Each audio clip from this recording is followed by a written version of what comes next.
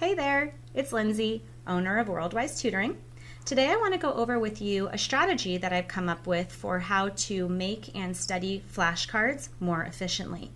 While I'm sure that you have made flashcards in your life, I'm going to show you a different way to make them and a different way to study them that you might find to be much better than the way you've been doing it so far. I'm going to start by showing you how you do flashcards for vocabulary because that's often what we make flashcards for, but then I will show you some examples of other ways that you can make flashcards. This vocabulary that I have in today is pulled from the first 3 chapters of The Great Gatsby, and these words I chose because I feel that they're quite common. You'll hear them in everyday vocabulary, and also you might see them on standardized tests. So let's get started. Just like with normal flashcards, the first thing you would do is write the word on the front, nice and large. Like you see here, I wrote the word desolate. That's where the similarities end. Now we get into my strategies. What I recommend you do is instead of writing the definition on the back, I suggest that you go to a thesaurus and you write the synonyms on the back. For example, desolate has the synonyms lonely, forlorn, and dreary. I chose synonyms that were quite different from each other to help me to remember the extent of how this word can be used. Once I have an understanding of what the word is, I go back to the front and I decide, is it positive, negative, or neutral? And I don't necessarily mean positive is good and negative is bad. For example, positive can mean large or more, and negative can mean small or less. So in this case, I do think desolate is a negative word. It's something that is bad. It's not really a good thing to be lonely or dreary, and so that's why I put a negative sign in the top corner. I also wrote the part of speech. The reason why I suggest for you to put these on the front alongside the word is so that your brain will form more connections with what the word really means, and that'll help you to better understand its meaning and context. So that's how you do desolate. Let me show you another example. The word din. Din is a strange word. You may or may not have heard it. When I went to a thesaurus, I found that it meant loud, continuous noise, commotion, or racket. Notice that I did not write the entire definition on the back, I just wrote the synonyms. The reason why I'm suggesting that you write the synonyms only and try to keep your writing very minimal is because flashcards essentially work by having your brain take a picture of them. So the simpler the picture, the more likely your brain will be able to remember it. And then later on, when you're trying to recall the word, you're almost pulling up like a picture file in your brain, and your brain will remember this picture it took. So rather than having words all over the page, which is less likely for your brain to remember, it has just these very simple words, which will be more likely for you to pull up later. Din is really noisy, lots of sounds. So for me, I felt like it indicated a lot, so that's why I put a plus sign in the top corner. You may consider din to be a negative thing. Maybe you don't like a lot of noise, and for that reason you could put negative. It really doesn't matter, whatever works for you. Don't forget to put a part of speech as well. Then you go through and you do that with several different cards. When you have your stack of cards, I'm now going to change the way that you study them as well. So let's say that you are studying your cards and you come to the word din and you go, din, oh, I know what that means. It's a loud commotion. It's a racket sound. All right, I got it. So since you got it right, no hesitation, you put a star somewhere down on the bottom and set it to the side. Desolate. Oh, desolate.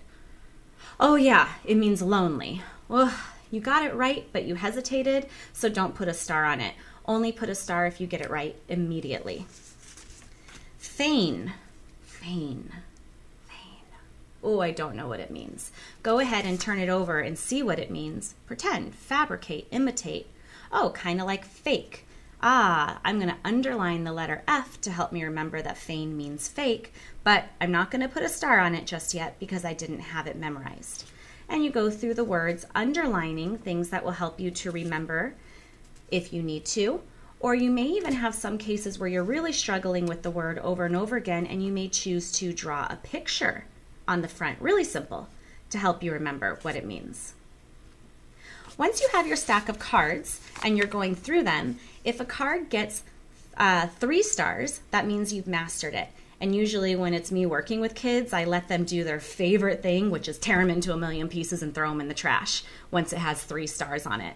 But that's because off to the side, I'm keeping track of a list of mastered words, and every maybe once a month I say, hey, let's just see if you remember these words that we threw away. And they do, but I like to keep track. For you, if you don't want to keep track of a mastered list, just go ahead and set your mastered stack of cards off to the side. So once a card has 3 stars, you can go ahead and assume you have mastered it, remove it from the stack, and then what you're essentially doing is narrowing down your words to the ones you're having the most trouble with, and the ones you know, you're getting them out of the way. There's no point in studying them if you already know them. Focus your energy on studying the ones you don't know, and the star system helps you to narrow down to which ones you don't know. Maybe one day you know the word, but the next day you forget, so you don't want to just get rid of it because you know it one time. So having a 3-star system knows, oh, you really know it. You got it right 3 times. Another way with flashcards, with this flashcard strategy that can make it efficient, is for you to maybe pick a couple different cards. I'll pick these ones. And what you're going to do is see if you can form a connection. So if I pick the word ascertain, din, and feign, which we've all, had some experience with these words, if not today, in the past. And then I'm going to say, how can I connect these 3 words together in a sentence? I might say, I have to ascertain that my little brother is not feigning the din in the hallway just to trick me. By linking together separate cards into one common sentence, it's helping your brain to form new connections with the words and actually locking them into your memory even more. So that's one really good way, especially if it's words you're struggling with. Try to find connections between them. It doesn't have to be 3 cards, it could just be 2, but going ahead and randomly picking cards and trying to connect them is a really great way to study. As I said in the beginning, flashcards aren't only used for vocabulary. You can use flashcards in really any of your classes. I find them particularly helpful in history class, for example. So let's say in history class you're learning about World War I. So you might want to make some flashcards, maybe a flashcard for who are the Allied powers. That's a group. We were part of the Allied powers, so I put a positive on the top corner over here. And then on the back, you can't really write synonyms for it because it's not actually just a vocab term. You want to write more, what is the word, what is the historical significance of the word. So on the back, still remembering that my brain has to take a picture of this, and I'm keeping it as short as possible, I would write down what is the relevance of this to World War I, which is what I'm studying for. Allied powers. I might do the same for Central Powers, which we weren't part of, hence the negative in the top corner, but it's still a group. Notice I'm not calling it adjective, noun, or verb. That's not helpful in the case of studying for history. I'm instead trying to categorize it in a different way, and I chose to put this in the category of a group. Here, the Zimmerman telegram was a cause of the World War I, and I'm calling it a negative for that reason, because it caused a war, for goodness sakes. And then here, the Battle of Verdun, I was having a hard time remembering it. I know it's an event, but to help me remember it, I went ahead and drew some pictures down on the bottom. Just like I was mentioning before with the vocabulary, you can go ahead and try to form connections between these words. So let's say I want to connect Battle of Verdun, since I'm struggling with it, and the Allied powers and the Central powers. Maybe I could say that the Allied powers and the Central powers fought at the Battle of Verdun, and there were many deaths on both sides. That would help me to remember what's going on here. But history and English are not the only places where you can use flashcards. You can even use them in math.